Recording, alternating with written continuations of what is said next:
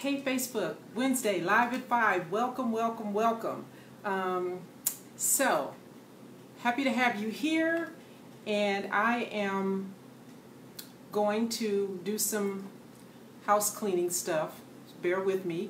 I'm going to be going and sharing this as I would like for all of you to do. Share this, if you will, on your pages so that others can see us. Hey Tim.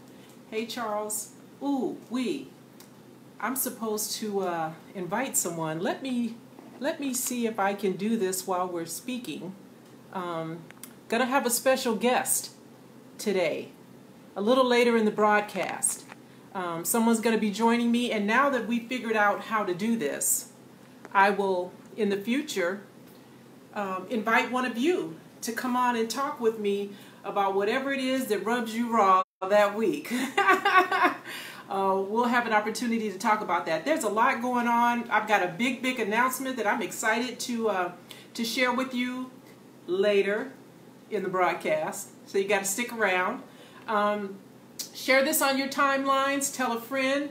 Invite others to join in and listen to what it is that we're going to be talking about today. I've got some very exciting news that I want to share with you. But before I do that, I want to just acknowledge a couple of people, if you will. Bear with me.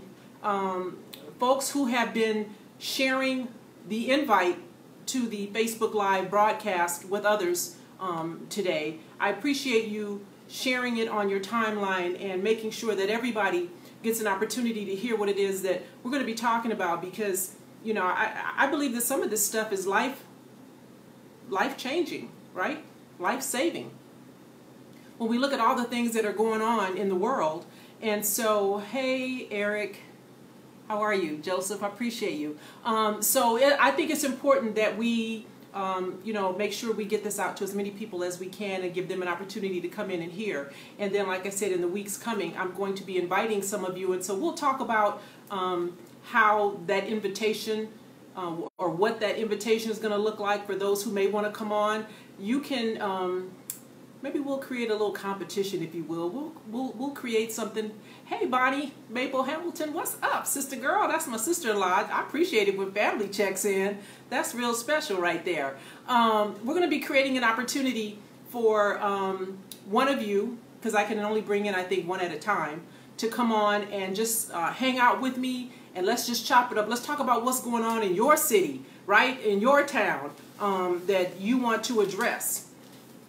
So let me thank, as I start off, my Facebook family, Richard Drakeson, Vernon Fairley, Lionel Carter, D'Angelo Humphrey, and I hope I pronounced this right, so bear with me on the names, but Tehran Gatling, I want to especially thank because he was kind enough to share the invite today on his own timeline and invite his friends to come and hang out with us. And then my YouTube family, Zoe Black, Cornell Jones, Real Talk, No Bull, I appreciate you, sir. We've been exchanging some interesting dialogue on YouTube, so I appreciate my YouTube family.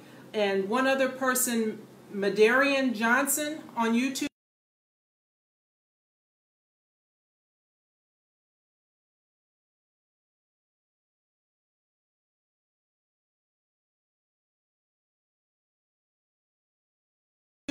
Okay, there was a little glitch in my connection for a minute, and I saw that I was frozen. So I was just thinking, lastly, Madarian Johnson, YouTube subscriber, I appreciate you for joining me, for being part of the family, for being part of this. And someone reached out to me the other day and asked a question. One of my YouTube subscribers who asked me not to mention their name, so I'm not, but they asked a question anonymously.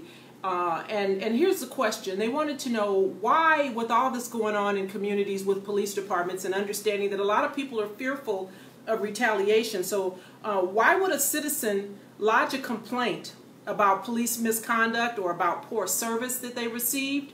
Why report that if the police department is the abuser and they're the ones who, started this whole cycle of discontent, if you will? Why report it? So my answer to that is because I always say a paper trail is so important. And while I understand that it may not benefit you initially or at all, ever. But it's important to create a paper trail. So when something happens, because officers who behave badly don't stop. They don't do it once and then stop. And when something goes really haywire, like making national news because now there's a death or great bodily injury, what you don't want is to give that police agency or that officer, if he's a repeat offender, the opportunity or the ability to say, who knew? We've never heard of any complaint. This officer's record is clear. It's clean. And so that's why it's important to file a complaint. And I double dog dare any police department, once you filed a complaint, to then harass you, to then repeatedly make you a victim, if you will, of special enforcement. And so, you know, there are ways to deal with that as well. And so speaking of dealing with that as well, because I think it's important to involve the higher ups on a police department when there's bad behavior. And it doesn't always have to be in your face right now when it's occurring. It could be keep your mouth shut, survive the encounter, live to complain, and then go home and then write a letter. Write a letter and CC it to everybody in that officer's chain of command, starting with his most immediate supervisor. Ask for a sergeant. Ask them to have a sergeant come to the scene. And sometimes when a sergeant comes, it doesn't get better. Understand that, because listen, by and large, most supervisors are going to back and support their officers. I get that. But you still want the documentation. You still want to have a supervisor on scene. And just ask very nicely, and if they don't have one respond, then don't make a big deal of it. Go home and write your letter and document the fact that you did ask for a supervisor. And you know what else? I know that officers sometimes get bothered when they know that we're videotaping. Put your phone on record and just record the conversation. Keep your phone, ladies, you know where to hide stuff so can't nobody get to it, right? Turn on record and just let the phone record the audio if you can't get the video. If you're in a public setting, obviously others will probably see what's going on and will start to do the video recording. But at the very least, you can have an audio, and you don't even have to telegraph. That's just your little secret. You don't even have to telegraph to the officer that you're recording the encounter. But do. And understand, don't be like the police officers. If you're going to record them, then you need to be on your best behavior, right? And so let me segue into the young lady that you guys have probably seen in the airport who was drug out because allegedly she was dressed inappropriately, right? So let me talk a little bit about this. Young people, get close. I want you to hear me when I tell you this. Because understand that once the police get involved and they've made up their mind that you're leaving, right? And so it's in your best interest to cooperate. Let them drag you out, embarrass you, humiliate you for reasons that don't make sense to you. Go ahead and start setting that foundation for that college tuition that you're going to need for the next 4 years when you go to college. And then document and record what happened. Because once they make up their mind, like with these officers, and listen, it was 4 or 5 of them, so wasn't no way she wasn't going to get out of that airport. Understand that. But when you start engaging the police in a way that now they can later say you're culpable for whatever injuries you sustain in the pushing and shoving, or if it becomes an altercation, or God forbid, listen, this young lady could have been another Sandra Bland.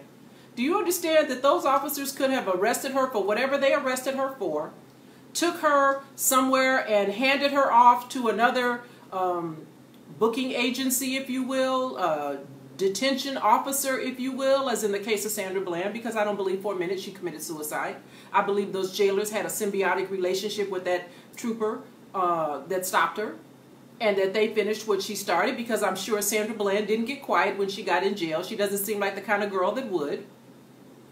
And so this young lady could have been another Sandra Bland. She could have been another Sandra Bland. And so let me tell you what could be going on, because there's probably some stuff behind the scene that we just don't know about.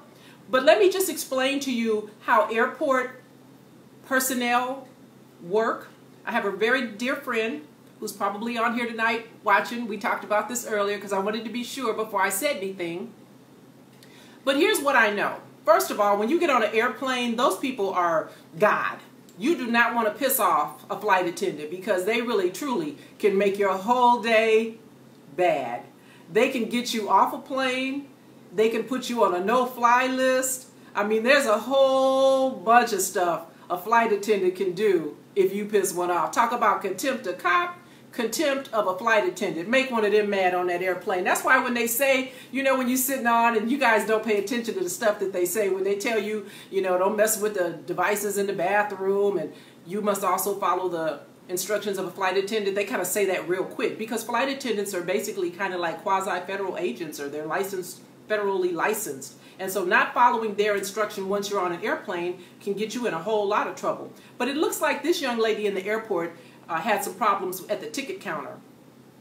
Now, the ticket counter agents are not federally licensed, so they don't have the same pull and sway as flight attendants. However, they do have control, and it's like any other business. You know, they have a right to not serve you. And listen, if you go in a restaurant and your waiter is nasty, you don't want that food after you've had words with him. You just want to leave. You don't want to prove a point, right? You want to leave.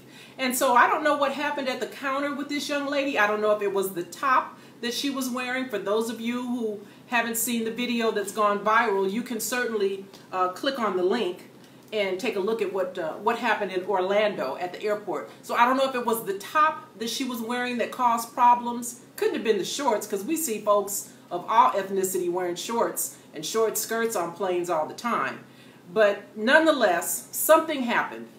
And why this young woman didn't just, if it was just the top and they said cover it up, put your jacket on, whatever, she didn't want to do it. Now, flight attendants have a right to do that because, and I was kind of researching this, and you do the same, so don't be sheeple. Don't just take what I say as gospel. But people have been getting thrown off planes for a minute. I could find documentation as far back as 2012 where someone was asked to leave a plane, Southwest Airlines specifically, because they were dressed in what they thought was inappropriate. There are children on the plane, it's a family environment, and so they want to make sure that you're dressed in a way that's not offensive to other passengers. And so that's reasonable. Young people, that's reasonable. So a lot of times, much like I say with police officers, sometimes we're given information that you aren't privy to. And in the heat of the moment, when I first encounter you as a police officer, I may not explain that because I have a job to do and I'm trying to do that thing. I'm trying to make the environment, the situation safe for you and for me. And answering questions is not the first thing that comes to mind for me, right? So I would imagine that there may have been something that this young lady didn't know, and there may be something that we don't know. So let me share this with you, because how many of you have ever traveled on a friend's buddy pass? Anybody ever do that? What you may not know if your friend didn't share with you, when you travel on someone's buddy pass, you are required and expected to comport yourself the same way as that employee. So while you don't work for the airline, they expect you to dress in a way that an employee would dress. You cannot get on a plane dressed in a way. Somebody just called and interrupted my connection. Anyway, so if you're on a person's buddy pass and someone has issue with your attire because you're not dressed like an employee, they can tell you to either change it, grab something out of your suitcase if you can, and put something on. They have a right to do that. And if you get mouthy with the airport personnel, you can really ruin things for your friend, the person who actually works for the airline. They can suffer some consequences and maybe even lose their job if you really perform on this buddy pass. So was this young lady on a buddy pass and that's why they had issue with her dress? We don't know. We don't know. But what's clear is that once they decided that she wasn't going to get on that plane, she wasn't going to get on that plane. And so all that flopping around like a fish out of water really didn't serve her well. And so young people, I know you guys know your rights. I hear that all the time. I got it. You know your rights. But you're not going to win. You're not going to win. And so let them do what they're going to do. All she had to do, if it wasn't the top, if they had issue with her shorts, all she had to do was just let them cause her to miss her plane and then get a round trip ticket to wherever she wants to go next time, right? And then sit in the airport for a little bit and take pictures of every other woman who comes in there in short shorts or a short dress or whatever else that will be comparable to what it is that she was wearing. So there's a lot of stuff that we don't know, and I don't want to jump to conclusions about that whole situation at the airport. But what I absolutely know, is that that is a fight that you will not win with the police. Now, did it take 4 or 5 of them? Probably not, because she's a woman. It probably didn't. But, you know, police don't fight fair. You know, we never have. And so if it's one of you and 2 of us, for me, I don't like those odds. So I'm going to call it backup. I want 4 people. That's just how I get down. Because I want to make sure that thing that I told you to do that you don't want to do, I want to make sure I have the resources, the manpower there to make sure that you do that thing. Because you will do that thing. So why make it worse for yourself? Why give them an opportunity to say that you played a role in this injury, in this, God forbid, death, if it should happen like Sandra Bland? You don't want them to say that, you know, well, we'll say that we're 60% wrong, but you're 40%. You want to take that out of the equation. And so for me, go along. Let them mistreat you, document it, be quiet, because you know at the end of the day, you're going to use their system against them. So that's that about the Orlando airport situation. Now, there are, man, there's so much stuff going on right now. Florida, what's up, Florida, with my Florida family? What is going on? I've got at least 3 different stories right now that trouble me in Florida. And of course, you know, the most recent one, another video that went viral, Coral Springs, Florida. Some officers responded to a situation of some unruly kids in a mall. Coral Springs Square, I think that's the name of the mall. Anyway, I talked about it on my podcast, which, you know, Sergeant Dorsey Speaks drops every Tuesday. So if you want to hear more detail about that whole Coral Springs situation, check out my podcast. I have information that I share in both places that's very different. So I don't duplicate my stories, and I want you to not miss anything. So for those of you who haven't, I'm on every podcast platform known to man. I'm on Spreaker, Stitcher, TuneIn, iTunes, Google Podcasts, iHeart, which I'm very proud of. Understand it's not easy to get on iHeart, but because of you and because of the interest in what it is that I say, I'm also on iHeart. You can listen to me on the wireless speaker system Alexa and Sonos. So go and subscribe to Sergeant Dorsey Speaks and check out what I had to say about that whole Coral Springs thing. And the reason that I mention it is because what really rubs me raw about that Coral Springs situation is that the police chief, and you know I always talk about whatever's going on in the police department is condoned from the top down, because understand when a sergeant or a deputy chief comes out and speaks to a camera crew, they do that with the blessing of a police chief. There is not a police official who will speak without the blessing of the police chief. And so understand that the Coral Springs police chief, whose name I'm looking for so that I can share with you, I'll find it in a minute, but the police chief obviously was okay with this because he put his deputy chief, he didn't come out, he put his deputy chief up to say that the officers were using some kind of distraction strike or something. And so Florida, you a hot mess. That's in Coral Springs. Remember in Miami, remember the officer Jonathan Aleda who shot Charles Kinsey when he was laid out with the autistic patient? Officer Jonathan Aleda is still on the Miami Police Department. They haven't decided yet what they want to do with this officer, this 4-year SWAT officer. Now to my LAPD family, I know you guys are wondering like I am, how the heck do you get to be a SWAT member with 4 years?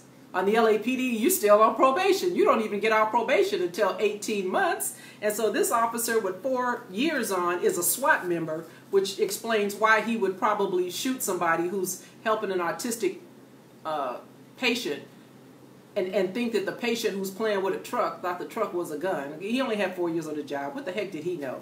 But again, Miami, Florida, that's how you guys are getting down. And then, you know, I talked about this before. In Biscayne Park, Florida, you had a police chief who was ordering his officers to arrest black folks for crimes that they all knew had not been committed. So there's a lot of stuff going on. There's a lot of work to be done. I'm here to help you survive this kind of foolishness. Because when police stop you and you know that what they're stopping you for is nonsensical, it's very hard to keep your mouth shut. But I want you to survive the encounter. So if you have some issues with any of the things that I talked about, more specifically with that Coral Springs situation, because I'm not quite done with that yet, understand every mayor allows the police chief to serve at his pleasure. And so in Coral Springs, why don't you guys give a shout out to Mayor Skip Campbell? Reach out to Mayor Skip Campbell and let him know that a gloved, grown man punching a 14-year-old girl in her stomach repeatedly is unacceptable. And if you feel like that the way that I do, you can call Mayor Skip Campbell at area code 954-344-5911. I believe I saw some of my other sisters in the struggle with me, India and Erica. I think they did a call to action last week, because I missed you guys last week. Sorry about that.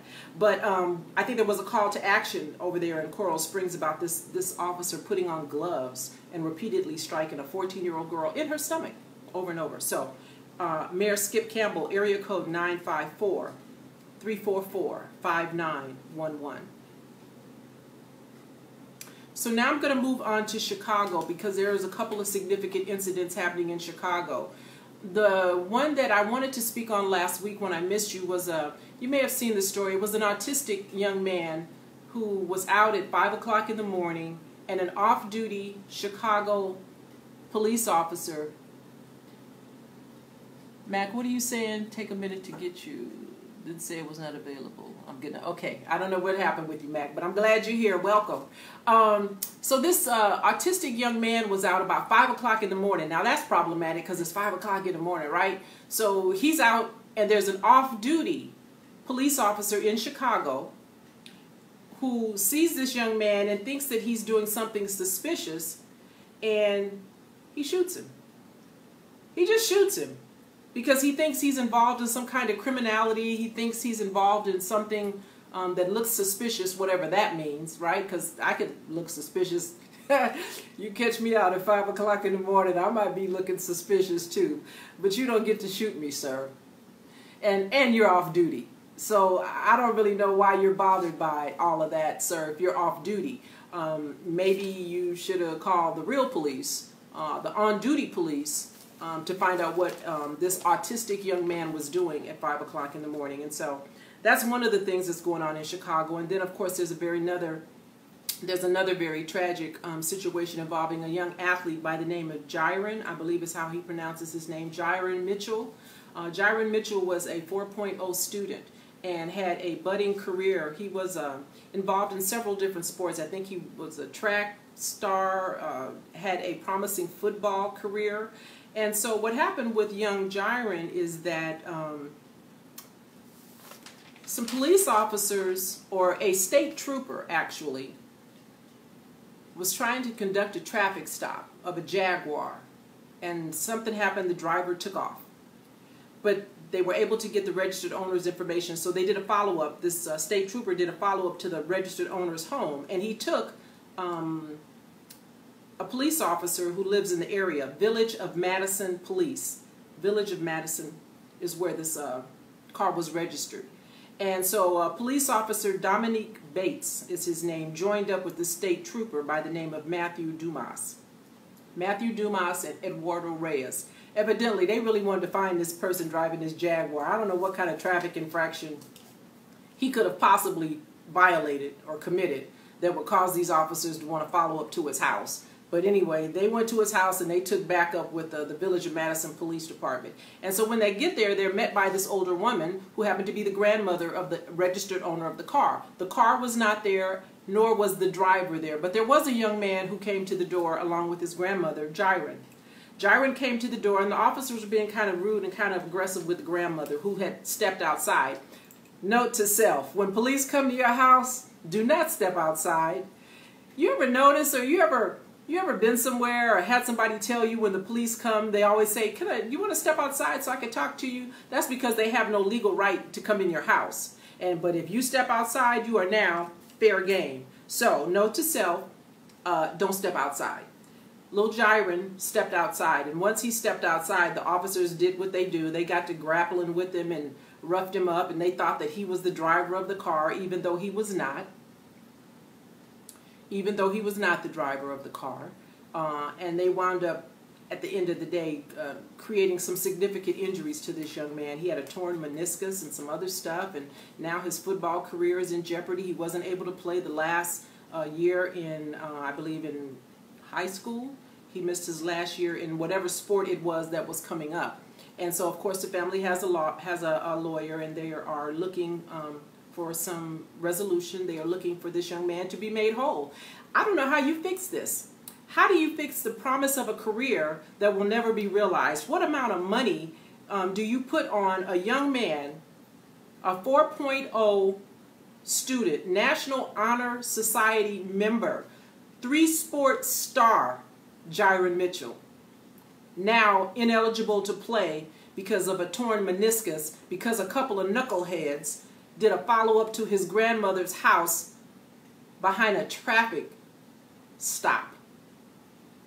What amount of money do you put on that? I don't know how you do that. And so I'm sure that the family is just beside themselves. And how does this young man go forward now? What is this going to do to his mental wellness, if you will, knowing that he was set, he was on the right path, he had been doing everything the right way, and now his life in an instant has been forever altered. Now, this police department is not really playing nice with the family. They are not really acknowledging any wrongdoing, and of course they never do. So this is something that, you know, I will certainly follow, and I will report back to you as I know more. One of the other things that was reported in this is that evidently, you know, officers don't mind lying, and so I guess they lied about the facts in their police report. They lied about some stuff, and then they omitted some stuff, because police are the gift that keep on giving, right? You know, when police put hands on you, they got to take you to jail for something, right? They can't just grab you and toss you around and then just say, oh, my bad, and leave. Now, that might happen from time to time, but typically when police put hands on you, this was a situation of contempt of cop. They weren't getting the answers that were satisfactory in their mind. They didn't want to believe that 18-year-old Jiren couldn't be his older brother driving the Jag, even though the Jag wasn't there. So obviously, if sense were common, everybody would have it, and these two had none. And so now we have a situation compounded with the fact that they lied. They lied on their police report. So we will, I'll continue to monitor it, and I'll report back. But Chicago, what's up? Oof. Okay. On to my next story. This is in Oregon right now, talking about the Oregon Police Department. You know, I've mentioned this before. There are 18,000 police departments nationally. And so as I talk about these things and what I'm talking about is not unique to any one department, any one city, any one state, or even not unique to just black folks. Because the story that I'm going to share with you right now is about a young white man. And his name is Matthew Graves, and this was in Oregon. Matthew was 33 years old, and what happened with Matthew, it was about 8:30 not too long ago, 8:30 at night. He was about to jaywalk. He was about to cross the street, and I'm sure many of you have done this. He saw a police car, and he was like, oof. So he stepped back onto the curb, and he allowed the police car to go on by.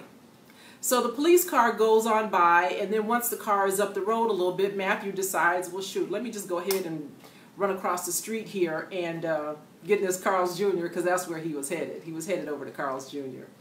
So the officer, because he didn't have nothing else to do, clearly, probably because he may lack the proper temperament, judgment, common sense to be a police officer, looked in his rearview mirror and saw Matthew scurrying across the street, so he made a U-turn. He made a U-turn and he went back. He went back and he followed Matthew into the Carl's Jr. Now Matthew ducked into the restroom. Maybe Maybe he saw the officer coming and thought, oh, Jesus, let me just go in the bathroom and I'll just wait this guy out, right? So he goes into the bathroom, and this officer, whose name is Daniel Cardenas, from the Oregon Eagle Point police officer. Eagle Point police officer Daniel Cardenas, 2 years on the job, follows Matthew into the bathroom, and then he calls for backup. So another officer with 15 years on the job, Clarence C.J. Davis, joins him. So now all three of these knuckleheads, well, not Matthew, he's not a knucklehead, but these two guys are in the bathroom with Matthew about this jaywalking situation. And they create a whole situation. They created an environment. They created an opportunity to punish this young man because he jaywalked, because he had the temerity to go ahead and cross the street even after the officer Cardenas drove past him. So they created a situation, and there was an altercation of some sort, and Cardenas, with his 2 years on the job, evidently had unsnapped his taser, so in all of the commotion, the taser fell out of its holster, and between 15-year veteran Davis, Officer Davis, and 2-year Cardenas, they looked on the ground and saw the taser and thought, oh, S, he's got a gun. So they shoot him and they kill him. Eagle Point police officer Daniel Cardenas shot and killed 33-year-old Matthew Graves in the bathroom of the Carl's Jr. in Oregon because he jaywalked. Because he jaywalked, and because he did it in the officer's presence. Contempt of cop. He pissed him off. So Officer Cardenas made a U-turn and came back. He's going to show him, right? He's going to let him know what's up. He kills this young man. This is a white man, 33 years old, killed in the Carl's Jr. bathroom for jaywalking. None of us are immune. None of us are immune. And the district attorney in Oregon described this as a tragic event. That's one of the things they like to do when an officer messes up. They describe it as a tragic event. It wasn't a tragic event. It was an event that was totally avoidable. It was an event that was contrived, that was created, that was manufactured by Officer Cardenas. This wasn't a tragic event. Matthew Graves didn't deserve that. He did nothing to deserve that. And so now they're all poised and prepared to minimize and mitigate this bad behavior by describing it as a tragic event. And of course, they're saying that the district attorney says that both officers believed that Graves had a gun. And so you know what's happening. Grand jury probably won't indict because it's very difficult to argue what someone believes.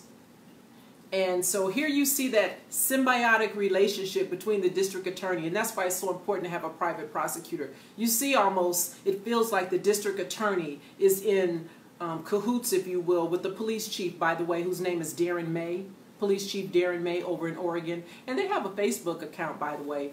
They have a Facebook account and they have a Twitter account like most police departments. And so when I talk about these issues, I'm naming the authorities because I want you to reach out to them. I want you to express your displeasure on behalf of the family of Matthew Graves, who was shot and killed in a Carl's Jr. bathroom because he jaywalked. District Attorney Beth Heckert in Oregon. Police Chief Darren, D-A-R-I-N, May in Oregon. Eagle Point Police Officer Daniel Cardenas and Clarence C.J. Davis, responsible for the unnecessary murder of Matthew Graves. So I will monitor it to see if anything is done administratively with the officers. And you know what happens. They really do depend on us to have short-term memory when these things happen. I know there's a couple of things that we've talked about in the not too distant past, with all these letters going out in the mail, election is coming up, and so you don't hear much being spoken about things that happened just a couple of weeks ago. in Nashville, there was a young man by the name of Daniel Hambrick who was shot 4 times. Probably saw the video back on August the 9th. Daniel Hambrick was running from an officer, and the officer chased him. Andrew Delkey, Andrew, D-E-L-K-E is his name. He chased Daniel, shot him 4 times, hit him 3 times in the back, and they're still trying to figure out what the heck is going on. Now, the police chief over there, and there's some history with this police chief in Nashville, so I'm going to talk a little bit about other things that are going on in Nashville that involve Police Chief Anderson is his name. And what Police Chief Anderson said with regards to Daniel Hambrick's shooting is that he wants to take a look at it because he wants to know what the best course of action should have been in that instance, or what are the best practices going forward. Well, you're the police chief, Mr. Anderson. You need a blue ribbon panel. You need a blue ribbon panel to provide you with some documentation that will help you understand what should happen next time or why this happened. There's no reason why you should chase a man down the street and shoot him from 20 feet away 3 times in the back. There's no explanation that would support that. And so the district attorney in Nashville, Glenn Funk is the district attorney's name, has not yet decided whether or not any charges will be filed against the officer who shot and killed Daniel Hambrick, shot him in the back 4 times.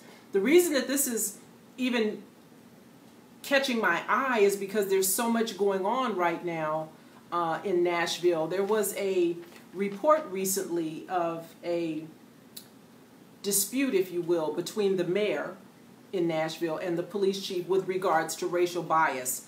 There was a nonprofit organization who did who provided a report that spoke to racial bias. And the mayor is in agreement with the report. The mayor says that absolutely there seems to be a problem with racial bias in Nashville, and is concerned and interested in what the police chief is going to do.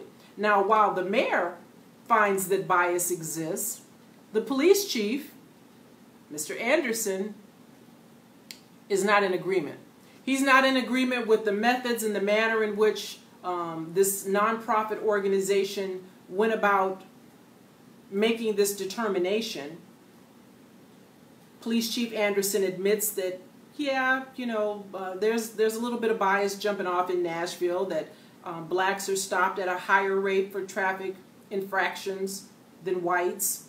But the issue that the chief has is the methodology behind the results. Well, what difference does it make, you know, if they used a widget, a Ouija board, or 3 people from around the corner to come up with the stats? You know that there's bias. You know that blacks are stopped at a higher rate. They validated a study that was done in 2017 called Driving While Black.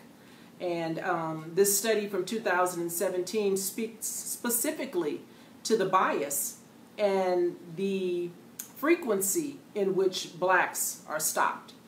So much so that there was even a policing project, I think, that was developed that was meant to address these issues. And so, again, police chief admits it. One of his deputy chiefs admits that there's racial profiling, racial bias.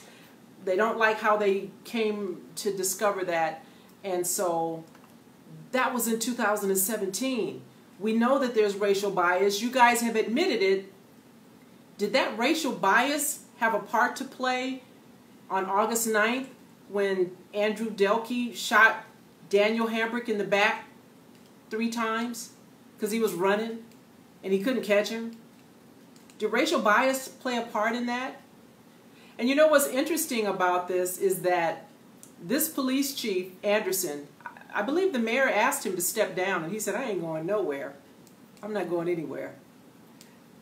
Which I find telling. Not only is he not going to step down, not only is he refusing to resign, he decided that he's going to stick around to investigate this fatal shooting of Daniel Hambrick that happened a few months ago.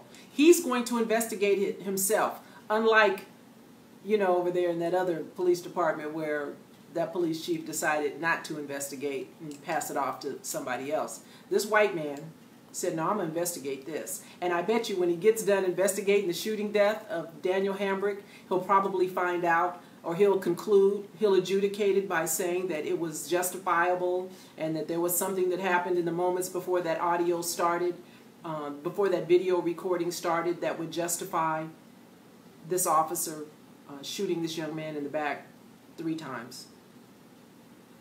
That's what's going on right now in Nashville. Y'all got a situation. Y'all got a situation. And listen, who better to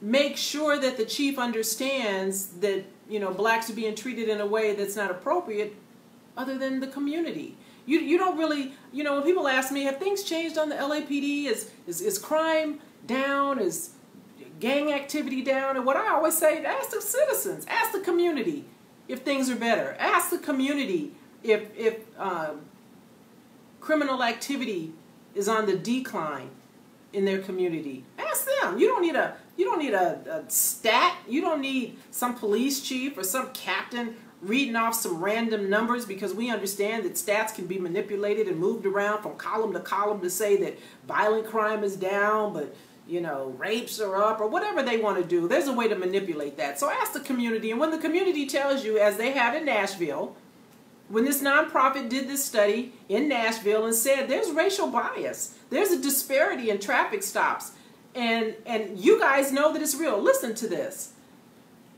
There are 27.6% of the drivers that are stopped are black. 27.6. And that's a population. So black drivers are 27.6 of the city's population, which is 39.3, right? Drivers are 27.6. Population 39.3. And the whites are 63.8%. So whites are 63.8% of the city's population, and they're involved in only 55% of the stops. Whereas blacks make up a much smaller percentage, 27%, but they're stopped 39% of the time. So blacks make up a smaller percentage of the population in Nashville, yet they're stopped more than whites. You guys know this. The community's told you this. The community complains about it. There was a study that was done that shows it.